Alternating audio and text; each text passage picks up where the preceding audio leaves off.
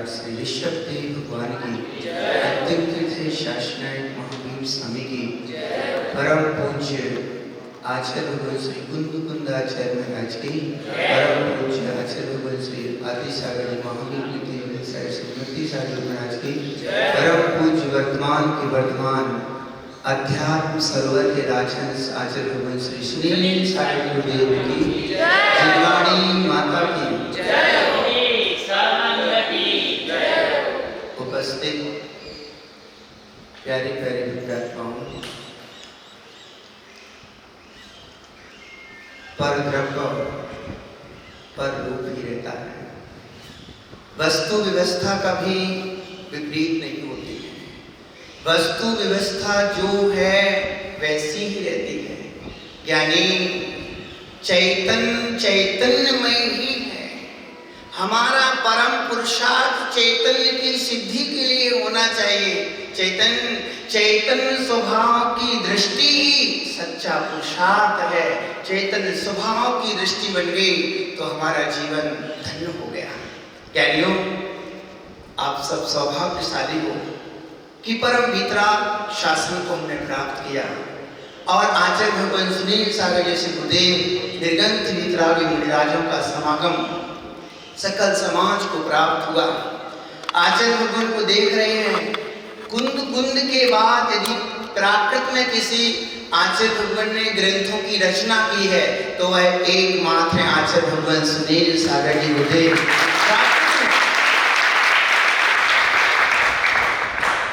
वो संत हैं जिनको 10,000 गाथाएं कंठस्थ हैं। कितनी? 10,000 गाथाएं जिनको कंठस्थ हैं। प्राकृत में आचार्य भगवान बाहुबली भगवान के दर्शन करने के लिए गए।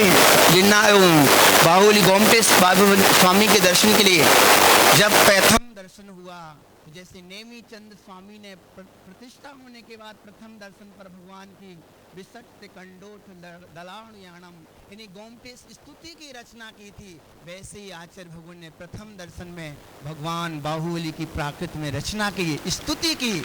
और स्तुति को रच करके स्वामी जी को पता पड़ा अभी नेमी चंद स्वामी के बाद कोई यदि आचार्य आए हैं जिन्हें प्राकृत में स्तुति की, यानी एक होती है दूसरे की बनी हुई स्तुतियों को गाना, एक खुद बना करके भगवान की स्तुति करना, दो प्रकार से होते हैं। तो आचार्य भगवान ने खुद ही स्तुति, तो वहाँ के चारू कीर्ति जी ने आचार्य भगवान को अभिनव नेमी चंद की उपाधि से अलंकृत किया और हम सबका गौरव है।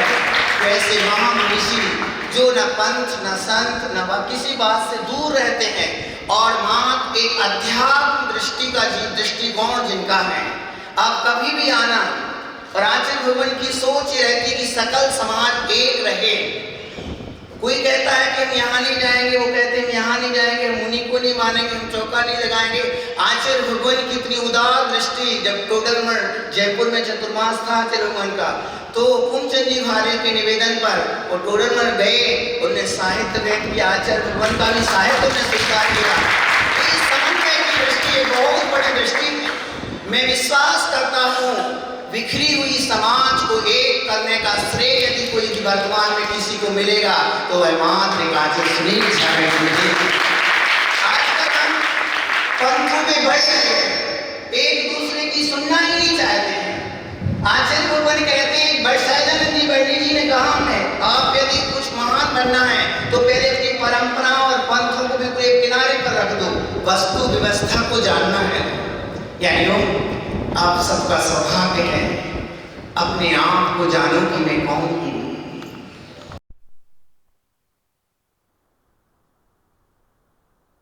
पुद्गल की पर्याय है। ज्ञानी दुनिया की उपलब्धि पर अहंकार नहीं करता है। बाहर की उपलब्धि, चेतन जितनी भी उपलब्धि हो जाए, अनंत पर्यायों के बाद भी चेतन हमारा ध्रुव स्वरूप ध्रुवमय ही है। अनंत पर्याय अतीत में व्यतीत हो गई। कितनी पर्याय? कभी हम नाली के कीड़े बने, कभी वृक्ष बने, कभी काकरोच बने, कभी हाथी बने, कभी घोड़ा बने, नाना प्रकार की पर्यायों में गए। अनंत पर्यायों के पार के साथ होकर के भी रहे, पर ध्रुव स्वभाव कभी हमारा नष्ट नहीं हुआ। ध्रुव स्वभाव की दृष्टि हमें भगवान बना देती है। और इस जो यहाँ आयोजन किया गया, एक सुंदर विद्यालय की रचना की, आप सबसे इतना ही है, अपने धर्म को, अपने देव शास्त्र गुरु के प्रति समर्पण का भाव जरूर रखना। कभी निर्गंत संत मिल जाए तो यही रूप जानना कि यही हमें मोक्ष मार्ग का दर्शन कराने वाले हैं। स्वामी भी पंचम काल में हुए, कहाँ हुए? और पंचम काल में भी आचार्य सुनील सागर जी गुरुदेव हुए। सिद्धांतिक बातें तो बहुत बड़ी है, बहुत सारी चर्चाएं जब गुरु जी के चरणों में अहमदाबाद में आप सब आओगे, कभी आना, स्वाध्याय विशेष तत्व चर्चा के लिए जरूर आना। जब हम नजदीक पहुंचेंगे तो पता पड़ेगा कि जैन धर्म का अध्यात्म क्या है। हम मानते हैं अध्यात्म को, बहुत ऊंचा अध्यात्म है। आचार्य भगवान तो कहते हैं, अभी हम समय सार की बातें तो बहुत करते हैं, पर आचार्य भगवान एक ऐसे हैं जिनको समय सार सिर्फ कहते नहीं, पूरा समय सार कंठस्थ होने के बाद भी हृदयस्थ जिनने कर दिया, ऐसे आचार्य भगवान आपके यहाँ विराजमान। समय सार की गाथा पूरी प्रवचन सार, नियम सार, पंचाशार, परमागम जिसको आप बोलते हैं, वो परमागम का ज्ञान पूरा ज्ञान गाथा है। कहीं से भी पूछ लो, आचार्य भगवान ने अपने जीवन में वो ग्रंथों को चरितार्थ किया है। गाथाओं पर चिंतन चला, यानी बाहर की चीजें शरीर छिद भी जाए, भिद भी जाए, पर मेरे ध्रुव स्वरूप तो ध्रुवमय ही रहता है, वो कभी नष्ट नहीं होता है। ज्ञानियों, चैतन्य स्वभाव की दृष्टि सबसे प्रिय दृष्टि यही वही है। परसों नरसों बात आई थी, एक सम्यक दृष्टि का भी दृष्टिकोण होता है, मिथ्या दृष्टि का भी दृष्टिकोण होता है, दोनों दृष्टि में जीते हैं ज्ञानी। सम्यक दृष्टि जीता है, उपयोग अपने ज्ञायक स्वभाव में लगाए हुए हैं कि ये शरीर पर है, मैं चेतन तत्व मात्र हूँ, ये भी एक दृष्टि है। चेतन ये दृष्टि आपको भगवान बना देती है। और एक ये भी दृष्टि है कि शरीर मेरा है, कुटुंब मेरे हैं, संसार के संबंधी मेरे हैं, यानी पर्याय दृष्टि, जिसको पर्याय दृष्टि होती है, यानी जो वर्तमान की उपलब्धि को सर्वस्व मान लेता है, ऐसी दृष्टि पर्याय दृष्टि। हम सबकी दृष्टि सम्यक दृष्टि हो।